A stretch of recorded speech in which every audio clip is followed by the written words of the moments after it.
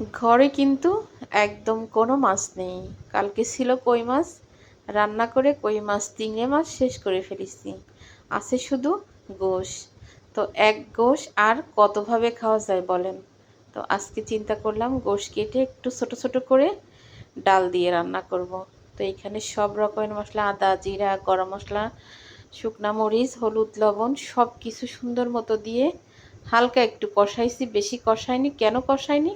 কারণ ডাল দিয়ে গোশ দিয়ে রসুন দিয়ে আলু দিয়ে একসাথে কিন্তু আমি একটু বেশি করে ভাজা ভাজা করে কষাই নেব, যাতে ডালের গন্ধটা না থাকে। এই জন্য মশলাটা অত বেশি ভালো করে আমি কষাইনি। তো এখানে ডাল দিয়ে দিছি, তারপর হচ্ছে গোশ রসুন আলু সব কিছু দিয়ে দিছি। দিয়ে এইবার কিন্তু এই পানিটুকু দিয়ে ঢাকা দিয়ে দেব। ঢাকা দিয়ে একদম শুকায় শুকনা শুকনা হয়ে গেলে তখন অনেকক্ষণ নাড়াই চাড়ায় তারপর হচ্ছে ঝোলের পানি দিয়ে দেব।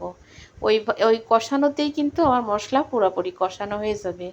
যখন দেখবেন সময় একদম কম আছে, তখন যেটা কষানোর জিনিস হবে সেইটা কিন্তু একসাথে এইভাবে কষায় নিতে পারেন। কষায় একদম ভাজা ভাজা করে শুকনা শুকনা করে ঝোলের পানি দিয়ে দিতে পারেন। আমি তো ওইটাই করি। যখন দেখি সময় কম, চিংড়ি মাছ বা গোশ রান্না করতেছি, তখন আমি মশলা অল্প কষানোতেই কিন্তু গোশ দিয়ে দিই।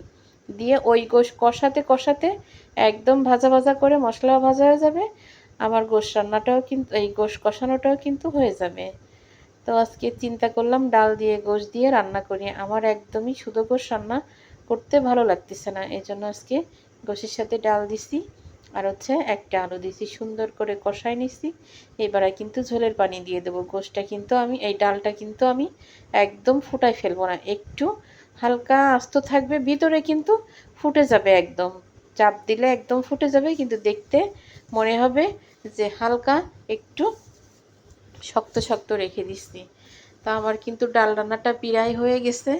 আর একটুখানি ঝোল কমায় তারপরে নামায় জিরের গুঁড়ো দিয়ে দেব।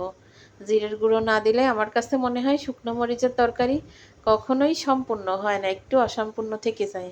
আপনারাও কিন্তু চাইলে ছোলার ডাল বুটের ডাল দিয়েও কিন্তু মুসুরির ডাল দিয়ে এইভাবে রান্না করা যায়।